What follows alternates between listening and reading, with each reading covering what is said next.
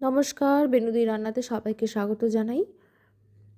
আজকে যেটা দেখাবো সেটা হচ্ছে ড্রাই ভেজিটেবল উইথ এগ।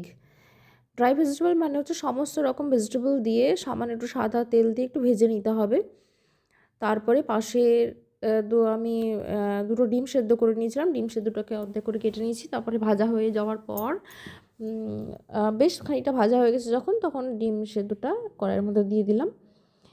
এরপর একটু স্বাদ মতো লবণ দিয়ে দেবো, তারপরে দেবো একটু গোলমরিচ গুঁড়ো দিয়ে দেবো, তাতে করে ফ্লেভারটা খুব সুন্দর আসবে। আর একটা নতুন জিনিস দেবো, আমার বাগানে কিছু লেটুস পাতা হয়েছিল এবং গ্রিন কালার এবং রেড কালারের লেটুস পাতা, সেগুলোকে কুচো করে রেখেছিলাম, সেগুলো এর মধ্যে দিয়ে দেবো। আর কিছু ধনেপাতা দিয়ে দেবো, যাতে করে ফ্লেভারটা নাকি খুব সুন্দর আসে।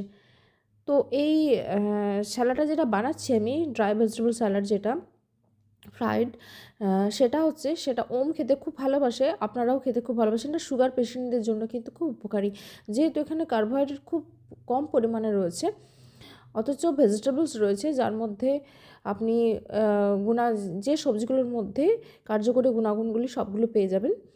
তো বাড়িতে করে দেখবেন, ভীষণ সুন্দর এবং খুব ঝটপট হয়, খুব সহজেই হবে। অথচ আপনাকে মনে হবে যে না, পেটটা ভরাট ভরাট না, অথচ খিদেও কমে যাবে, কিন্তু খুব সুন্দর হবে দেখতে।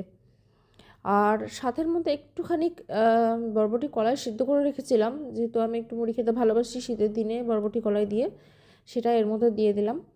আর যদি আপনারা মনে করেন একটু টক টক লাগবে, তো এর মধ্যে একটুখানি লেবুর রস দিয়ে দিতে পারেন। আমি উপর থেকে একটু বিট লবণ দিয়ে দিলাম। লেবুর রস খেতে ভালোবাসে না, সেই জন্য আমি দিলাম না। কেমন হয়েছে?